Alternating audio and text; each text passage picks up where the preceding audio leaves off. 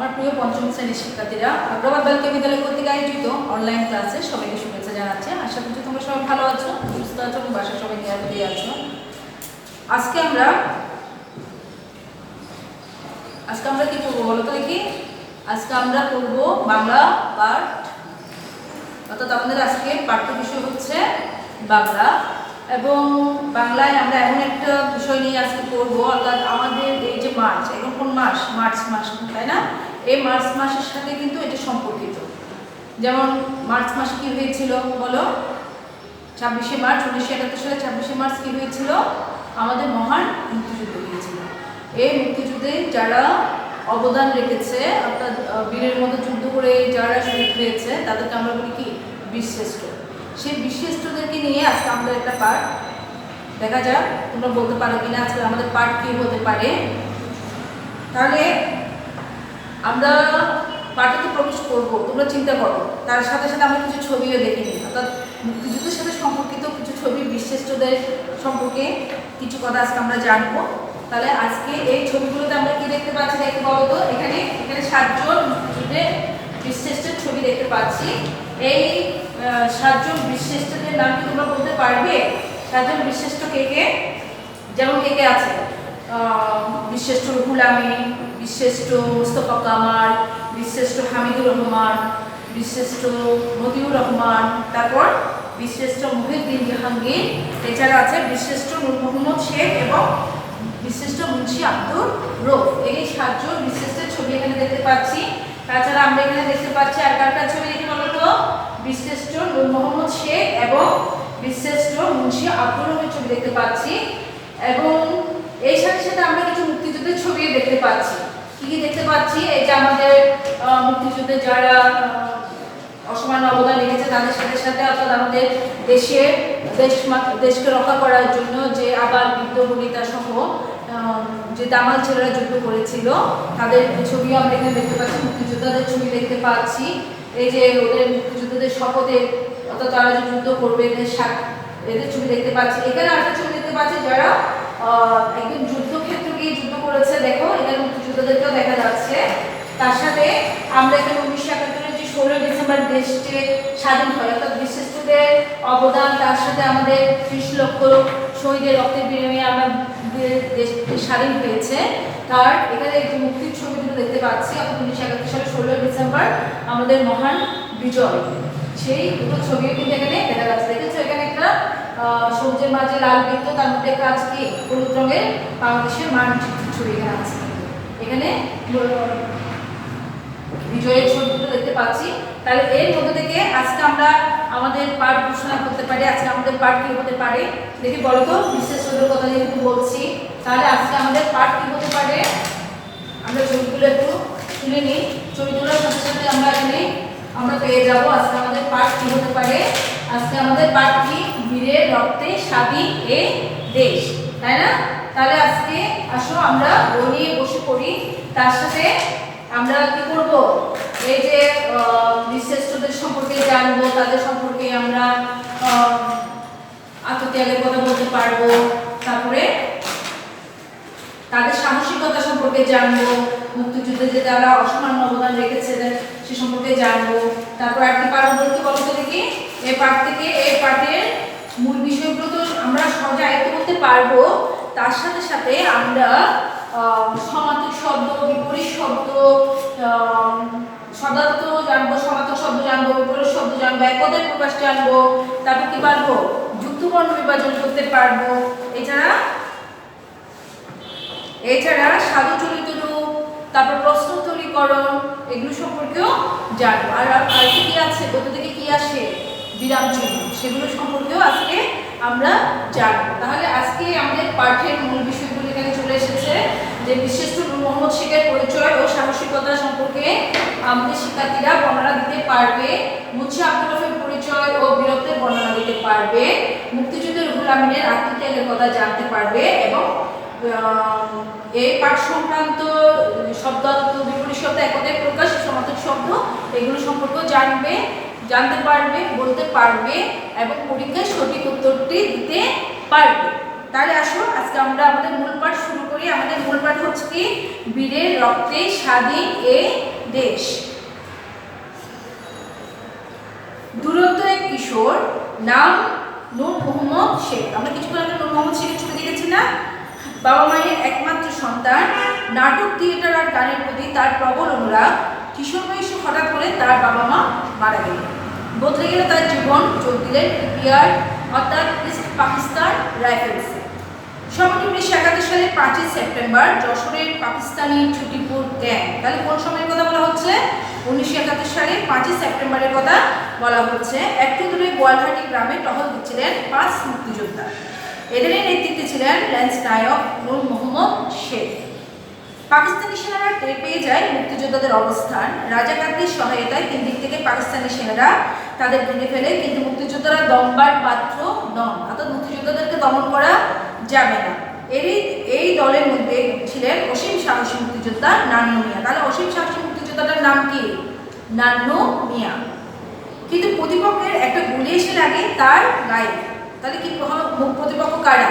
পাকিস্তানি হানাদার বাহিনী হচ্ছে প্রতিপক্ষ। নূর মোহাম্মদ তাকে এক হাত দিয়ে কাঁধে তুলে নিলেন এবং অন্য হাত দিয়ে গুলি চালাতে থাকলেন। কৌশল হিসেবে বারবার নিজের অবস্থান পরিবর্তন করতে থাকলেন তিনি। উদ্দেশ্য একজন নন, অনেক মুক্তিযোদ্ধা যুদ্ধ করছেন। তাহলে দেখো, যুদ্ধের কিছু কৌশল আছে। কি কৌশল? সংখ্যায় যদি কম হয় তাহলে শত্রুদেরকে দেখাতে হবে যে ওরা সংখ্যায় বেশি। সেজন্য তারা কৌশলটা কি করেছে? তারা বারবার জায়গা পরিবর্তন করে ওরা অর্থাৎ এক জায়গা থেকে এক জায়গায় ঘুরে ঘুরে তারা কি করছেন? গুলি ছুটছে, যেন মনে হচ্ছে মানে সৈন্য সংখ্যা কম না, অনেক বেশি।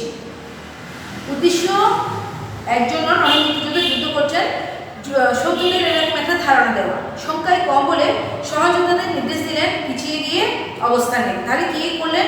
সংখ্যায় যখন কম তাহলে ওরা কি বলা হচ্ছে, তার সেখানে কি বলা হচ্ছে তাদেরকে? যে পিছনে গিয়ে অবস্থান নেওয়ার জন্য। কিন্তু হঠাৎ মোটরের একটা গোলা এসে লাগলো তার পায়ে। মোটর সেল যে যুদ্ধের একটা অস্ত্র, সেই মোটর থেকে যখন গোলা ছোড়া হচ্ছে তখন তার একটা এসে লাগলো কার পায়ে? নূর মোহাম্মদ শেখের পায়ে লাগলো। লোহার আঘাতে চূর্ণ বিচূর্ণ হয়ে গেল তার পা। তিনি বুঝতে পারলেন মৃত্যু আসন্ন। যতক্ষণ সম্ভব গুলি চালাতে চালাতে তিনি শহীদ হলেন। নিজের জীবনকে তুচ্ছ করে নূর মোহাম্মদ শেখ এভাবে রক্ষা করেছিলেন মুক্তিযোদ্ধাদের জীবন। অর্থাৎ উনি সামনে এসে আহত হলেন এবং অন্য সৈন্যদেরকে বলা হয়েছে কি পিছনে সরে যেতে, যাতে তারা নিরাপদে অবস্থান নিতে পারে। এবং ওভাবে যুদ্ধ করতে করতে তিনি কি হলেন? শহীদ হলেন। সাহসী বিশিষ্ট মুক্তিযোদ্ধার জন্ম 1936 সালে। তাহলে 26 ফেব্রুয়ারি নড়াইলের মহিষকোলা গ্রামে। তাহলে আমরা কি পাবো? বিশিষ্ট নূর মোহাম্মদের জন্ম কখন? 1936 সালে 26 ফেব্রুয়ারি নড়াইলের মহিষকোলা গ্রামে। এরকম আরেক যোদ্ধা বিশিষ্ট ল্যান্স নায়ক মুন্সি আব্দুর রৌফ 1943 সালে 8 মে ফরিদপুর জেলার বোয়ালমারী থানার সালামতপুর গ্রামে জন্মগ্রহণ করেন। ছোটবেলায় দারুণ গুণগত ছিলেন। তিনি ইউপিআর বাহিনীতে যোগ দেন, মেশিন চালক হিসেবে সুনাম অর্জন করেন। মুক্তিযুদ্ধ শুরু হলে ইস্ট বেঙ্গল রেজিমেন্টের বাঙালি সৈনিকদের মতো মুক্তিযুদ্ধে ঝাঁপিয়ে পড়েন। তাহলে এখানে আমরা আরেকজন মুক্তিযোদ্ধার নাম পাচ্ছি, তিনি হচ্ছে কি? মুন্সি আব্দুর রৌফ। অর্থাৎ তিনি কোথায় জন্মগ্রহণ করেছেন? কত সালে জন্মগ্রহণ করেছেন? 1943 সালে 8 মে ফরিদপুর জেলার বোয়ালমারী থানার সালামতপুর গ্রামে জন্মগ্রহণ করেন। আর ছোটবেলায় তিনি কেমন ছিলেন? ছোটবেলায় তিনি ছিলেন দারুণ দুরন্ত। আর তিনি কোন বাহিনীতে যোগ দেন? তিনি ইপিআর বাহিনীতে যোগ দেন। কোন পোস্টে যোগ দেন? মেশিন চালক হিসেবে তিনি কাজ করেছেন এবং সেখানে তিনি প্রচুর সুনাম অর্জন করেছেন। মুক্তিযুদ্ধ শুরু হলে ইস্ট বেঙ্গল রেজিমেন্টের বাঙালি সৈনিকদের মধ্যে তিনি মুক্তিযুদ্ধে ঝাঁপিয়ে পড়েন। দিনটি ছিল একাত্তরে 8 এপ্রিল। তাহলে যে ঘটনার কথা বলা হচ্ছে, অর্থাৎ উনি যখন শহীদ হয়েছেন তখন সেই সময়টা হচ্ছে কখন? 1971 সালের 8 এপ্রিল। তাহলে 26 মার্চ যুদ্ধ শুরু হয়েছে, মুক্তিযুদ্ধ শুরু হয়, তাই না? পাকিস্তান হানাদার বাহিনী 25 মার্চে আমাদের বাঙালিদের উপর অতর্কিত আক্রমণ শুরু করে এবং 26 মার্চ করে নির্বিচারে মানুষ হত্যা শুরু করে। তাহলে এর পরে কি হয়েছে? মুক্তিযোদ্ধারা আমাদের দেশের যারা আছে, তারপর যারা বিভিন্ন সেনাবাহিনীতে আছে, তারপর বিভিন্ন ডিফেন্সে যারা আছে, অর্থাৎ সামরিক বাহিনীগুলোতে যারা আছে, তারা কিন্তু সেখান থেকে আবার কি করছে? যুদ্ধ, অর্থাৎ বাঙালি লোকদেরকে নিয়ে তারা যারা বাঙালি আছে তাদেরকে মুক্তিযোদ্ধাদেরকে নিয়ে কী করলো, দল গঠন করে তারা 11টি সেক্টরে ভাগ হয়ে গেল এবং সেখান থেকেই সরাসরি যুদ্ধ করা শুরু করলো। তাহলে কি বলছে এখানে 8 এপ্রিল কথা বলা হচ্ছে, ওই দিন মুক্তিযোদ্ধারা পাকিস্তানি নৌসেনাদের উপর আক্রমণ করে, এই জন্য তারা মহালছড়ির কাছে বুড়িঘাট এলাকায় চিংড়িখালের দুই পাশে অবস্থান গ্রহণ করেন। পাকিস্তানি সৈন্যরা মুক্তিযোদ্ধাদের আক্রমণ করতে এগিয়ে আসে। তাহলে পাকিস্তানি সৈন্যরা কি করছে, কোন জায়গায়, মহালছড়ির কাছে বুড়িঘাটের চিংড়ি খাল ওই জায়গায় অবস্থান নিচ্ছে এবং সেখানে মুক্তিযোদ্ধাদের আক্রমণ করার জন্য পাকিস্তানি সৈন্যরা এগিয়ে আসে। সাথে নিয়ে আসে 7টি স্পিড বোট ও 2টি মোটর লঞ্চ। স্পিড বোট তো তোমরা জানো, স্পিড বোট কয়টা নিয়ে এসেছে, 7টি। আর কি নিয়ে এসেছে, 2টি মোটর লঞ্চ, অর্থাৎ মোটর চালিত লঞ্চ নিয়ে এসেছে। স্বল্প সংখ্যক মুক্তিযোদ্ধার মৃত্যু ছিল অবধারিত, তবু মুক্তিযোদ্ধারা পালিয়ে যাননি। তারা জানতো যে পাকিস্তানি সৈন্যরা যেভাবে এসেছে সেখানে কিন্তু এই অল্প সংখ্যক মুক্তিযোদ্ধাদের কি হবে, মারা যাওয়ার কথা, তারা এখানে টিকে থাকতে পারবে না। কিন্তু তারপরে তারা চলে যায়নি, তারা পালিয়ে যায়নি, তারা কি করলো, সরাসরি এসে যুদ্ধ করা শুরু করলো। আব্দুল রউফ নিজের দায়িত্ব নিলেন নিজের জীবন নিয়ে সবাইকে রক্ষা করার। হালকা একটা মেশিনগান হাতে তুলে নিয়ে গুলি চুরি শত্রুদের বুকে দিতে লাগলেন। সহযোদ্ধাদের বললেন নিরাপদে সরে যেতে, অর্থাৎ তিনি সামনে এসে যুদ্ধ শুরু করে হালকা একটা মেশিনগান নিয়ে, এবং মুক্তিযোদ্ধাদেরকে, সহযোদ্ধা যারা আছে তাদেরকে বললো কি নিরাপদে সরে যেতে। মুক্তিযোদ্ধাদের আক্রমণে পাকিস্তানি 7টি স্পিড বোটেই ডুবে গেল। মুক্তিযোদ্ধারা কিন্তু কি করলো, গোলাগুলি যখন শুরু হলো, মুক্তিযোদ্ধাদের গুলিতে 7টি স্পিড বোট কি হয়ে গেল, ডুবে গেল।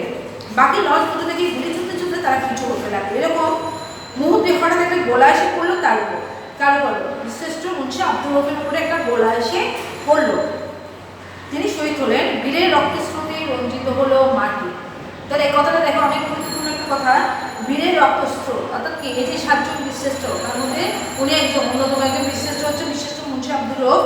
তার রক্তে রঞ্জিত হলো বাংলার মাটি। রাঙ্গামাটি জেলার বোর্ড বাজারের কাছে রানিয়াচরের চিংড়িখালের কাছাকাছি একটি টিলার উপর সমাহিত হন বীরশ্রেষ্ঠ মুন্সি আব্দুল রউফ। পরবর্তী সময়ে সমাধিকে স্মৃতিস্তম্ভে রূপান্তরিত করে সরকার। তাহলে ওখানে ওনাকে কবর দেওয়া হয়, পরবর্তীতে সমাহিত বলবো আমরা, কবর না বলে বলবো সমাহিত করা হয়, এবং সেই পরবর্তীতে ওটাকে কি করলো, সমাধিটাকে কি করলো, স্মৃতিস্তম্ভে রূপান্তরিত করা হয়। তোমরা যখন রানিয়াচরে যাবে ওখানে তোমরা কিন্তু এটা দেখবে। তারপর আসবো আমরা আরেকজন বীরশ্রেষ্ঠকে নিয়ে। 71 পাকিস্তানি সেনাবাহিনীর বিরুদ্ধে এভাবেই না যুদ্ধ করতে হয়েছিল আমাদের। এই যুদ্ধে জয়ী বাহিনী হিসেবে মুক্তিযোদ্ধারা বয়ে এনেছেন অসীম গৌরব। এরকমই এক যুদ্ধে শহীদ হন বীরশ্রেষ্ঠ মোহাম্মদ রুহুল আমিন। ডিসেম্বরের 10 তারিখ মুক্তিযুদ্ধের শেষ প্রান্তে আমরা। মুক্তিযোদ্ধাদের নৌজাহাজ বিএনএস পলাশ ও বিএনএস পদ্মা মংলা বন্দর দখল করে নিয়েছে। তখন কি 16 ডিসেম্বর দেশ স্বাধীন হয়ে যাচ্ছে, এটা হচ্ছে কি ডিসেম্বরের 10 তারিখের কথা। মুক্তিযোদ্ধাদের নৌজাহাজ দুটো হচ্ছে কি বিএনএস পলাশ, আর একটা হচ্ছে বিএনএস পদ্মা, আর একটা পলাশ। ওরা কি করেছে, নৌবন্দর মংলা বন্দর দখল করে নিয়েছে, খুলনার মংলা। এভাবে খুলনা দখলের লক্ষ্য ভোরের নদী বেয়ে খুলনার দিকে ধেয়ে আসছেন তারা। জাহাজ দুটি খুলনার কাছাকাছি চলে আসে, এমন সময় একটা বিমান থেকে জাহাজ দুটির উপর বোমা এসে পড়ে। রুহুল আমিন বিএনএস পলাশের ইঞ্জিন রুমে ছিলেন। ইঞ্জিন রুমের উপরে বোমা পড়েছিল, ইঞ্জিন বিকল হয়ে আগুন ধরে গিয়েছিল পলাশে, তার ডান হাতটি উড়ে গিয়েছিল। তিনি আহত অবস্থায় ঝাঁপ দিয়ে নদীর সাথে পাড়ে উঠলেন। বোমার আঘাত থেকে তিনি রক্ষা পেলেন, কিন্তু রাজাকারদের হাতে নির্মমভাবে মৃত্যু হলো তার। তাহলে তিনি হয়েছে কিন্তু তার বোলার আঘাতে তার ডান হাত উড়ে যায়। তিনি এক হাত দিয়ে কোনো রকমের সাথে নদী পার হয়, কিন্তু নদীর পাড়ে এসে কাদের কবলে পড়ে, রাজাকার বাহিনীর হাতে পড়ে, তিনি শহীদ হন। খুলনা শিপইয়ার্ডের কাছে চিরনিদ্রার সাহিত্য আছে এই বীর মুক্তিযোদ্ধা। এখানে একটা স্মৃতিস্তম্ভ নির্মাণ করা হয়েছে। বাংলাদেশ আজ মুক্ত, লক্ষ প্রাণের বিনিময়ে আমরা 1971 সালে 16 ডিসেম্বর বিজয় অর্জন করি। দেশের বীরশ্রেষ্ঠ মুক্তিযোদ্ধাদের জন্য গর্বিত আমরা। তাহলে এখানে আমরা কয়জন বীরশ্রেষ্ঠ সম্পর্কে জানলাম, 3 জন বীরশ্রেষ্ঠ। একজন হচ্ছেন কি বীরশ্রেষ্ঠ মোহাম্মদ রুহুল আমিন, একজন হচ্ছে বীরশ্রেষ্ঠ মুন্সি আব্দুল রউফ, আরেকজন হচ্ছেন কে বীরশ্রেষ্ঠ নূর মোহাম্মদ শেখ। তাদের 3 জনের বীরত্ব কাহিনী আমরা জানলাম। আসো এখন আমরা এই পার্ট থেকে যে শব্দার্থগুলো আছে একটু জেনে নিই সেগুলো। আমার প্রিয় শিক্ষার্থী, তোমরা দেখো আমি বোর্ডে কিন্তু শব্দার্থগুলো লিখে দিয়েছি, তোমরা জটপট এগুলো লিখে নাও। এখানে দিয়েছি কি টহল। টহল শব্দের অর্থ হচ্ছে কি, টহল শব্দের অর্থ হচ্ছে পাহারা দেওয়া। আসন্ন, আসন্ন শব্দের অর্থ হচ্ছে কি নিকট। তারপর আমরা এখানে দেখতে পাচ্ছি অবধারিত। অবধারিত শব্দের অর্থ হচ্ছে কি ভূমি বাহ্য, অর্থাৎ যেটা হবে রক্তস্রোতে। তাহলে রক্তস্রোতে মানে কি? রক্তে প্রবাহে। রঞ্জিত, রঞ্জিত মানে কি? রাঙানো অর্থাৎ রং করা হয়েছে এমন, সেটা বলা হচ্ছে রঞ্জিত। তারপর আছে কি? সাহিত্য। সাহিত্য শব্দের অর্থ হচ্ছে কি? শুয়ে আছে এমন। আক্রমণ, আক্রমণ শব্দের অর্থ কি? অন্যের উপর হামলা। সহযোদ্ধা, সহযোদ্ধা শব্দের অর্থ হচ্ছে কি? একসাথে যুদ্ধ করে যারা। সমাহিত, সমাহিত শব্দের অর্থ হচ্ছে কি? কবর দেওয়া হয়েছে এমন। তারপর আছে সমাধি, সমাধি শব্দের অর্থ হচ্ছে কি? কবর। তাহলে শব্দগুলো লিখে নিয়েছো। এখন আসো আমরা প্রতিশব্দগুলো একটু দেখে নিই।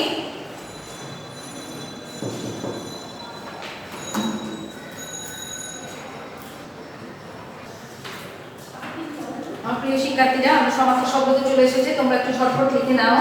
এখানে আমি কয়েকটা সমার্থক শব্দ লিখেছি। শব্দার্থ থেকেও কিন্তু তোমাদের সমার্থক শব্দ হবে। যে শব্দার্থগুলো পাশাপাশি অনেকগুলো শব্দ আছে সেগুলো দিয়ে কিন্তু সমার্থক শব্দ হবে। তাছাড়া আমি কতগুলো সমার্থক শব্দ লিখেছি দেখো। অনুরাগ, অনুরাগ শব্দের অর্থ হচ্ছে কি? প্রেম, প্রীতি, স্নেহ, ভালোবাসা, এগুলোকে বলা হচ্ছে অনুরাগ। তারপর আছে কি? গ্রাম, গ্রাম কি বলবো আমরা? গা, পল্লী। নদী, নদী কি বলবো? তরঙ্গিনী, প্রবাহিনী, নির্ঝরিণী, অনেক শব্দ হয়। রক্ত, রক্ত তো নদীর, লোহিত, খুন, আরো অনেক শব্দ আছে। পবিত্র, পবিত্র শব্দের অর্থ হচ্ছে কি? পুত, শুদ্ধ। মাটি, মৃত্তিকা, মৃন্ময়, আরো কয়েকটা শব্দ আছে, এগুলো আমি দিচ্ছি না। সুনাম, সুনামত, প্রশংসা। তাহলে আমরা যে প্রতিশব্দগুলো জেনে নিয়েছি, এখন আসো আমরা বিপরীত শব্দগুলো একটু জেনে নিই। আমার প্রিয় শিক্ষার্থীরা, আমরা এখন বিপরীত শব্দে চলে এসেছি। তোমরা বিপরীত শব্দগুলো কিন্তু ঝটঝট লিখে নিবে, কেমন? মুক্তিযোদ্ধা, মুক্তিযোদ্ধা বিপরীত শব্দ কি? হানাদার। তারপরে পিছিয়ে, পিছিয়ে বিপরীত শব্দ হচ্ছে কি? এগিয়ে। দখল, বেদখল। যুদ্ধ, শান্তি। অর্জন, বিসর্জন। স্বাধীনতা, স্বাধীনতা বিপরীত শব্দ কি বলো দেখি, পারবি কিনা? স্বাধীনতা, পরাধীনতা। পবিত্র, অপবিত্র। তাহলে আমরা কি করেছি? সমার্থক শব্দগুলো দেখে নিয়েছি। এখন আসলে কথাগুলো ঝটপট লিখে নিই। আমার প্রিয় শিক্ষার্থীরা, আমরা এখন এক কথায় প্রকাশে চলে এসেছি। আমরা একটু এক কথায় প্রকাশগুলো ঝটপট লিখে নিই। এখানে দেখো, আমরা শব্দার্থ থেকেও কিন্তু এক কথায় প্রকাশ পেয়েছি, অর্থাৎ যেগুলো বড় বাক্য দিয়ে হবে সেগুলো হচ্ছে এক কথায় প্রকাশের কিন্তু এরকম আসার সম্ভাবনা বেশি থাকে। এখানে আমি আরো একটা দিয়েছি দেখো, যেখানে যুদ্ধ হয় সেটাকে কি বলা হচ্ছে? যেখানে যুদ্ধ হয় সেটাকে বলা হচ্ছে রণক্ষেত্র। শুয়ে আছে এমন, তাকে কি বলা হয়? শয়ন। অনেকের মধ্যে সেটাকে বলা হচ্ছে কি? অন্যতম। বিরাম নেই এমন, অবিরাম। বীরের মতো, বীরের মধ্যে শ্রেষ্ঠ যিনি, অর্থাৎ বীরের মতো শ্রেষ্ঠ যিনি, তাকে বলা হচ্ছে কি? বীরশ্রেষ্ঠ। বীরের মধ্যে শ্রেষ্ঠ যিনি, সেটা হচ্ছে কি?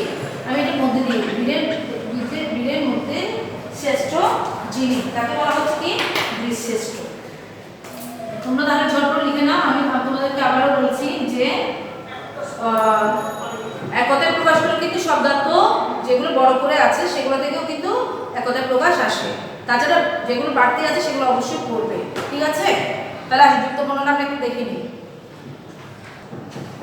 আমার প্রিয় শিক্ষার্থীরা, আমরা এখন যুক্ত বর্ণতে চলে এসেছি। যুক্ত বর্ণ বিভাজন করে শব্দ গঠন করো এবং সেই শব্দগুলো দিয়ে বাক্য তৈরি করতে হবে, কেমন?